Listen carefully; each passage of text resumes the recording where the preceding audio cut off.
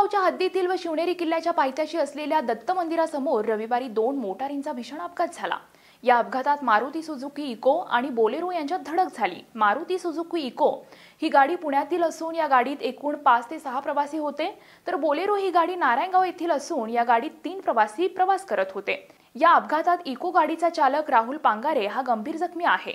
सर्व जखमींवर ग्रामीण रुग्णालय जुन्नर येथे उपचार सुरू आहेत, अशी माहिती जुन्नरचे पोलीस उपनिरीक्षक सोमनाथ दिवटे यांनी दिली आहे।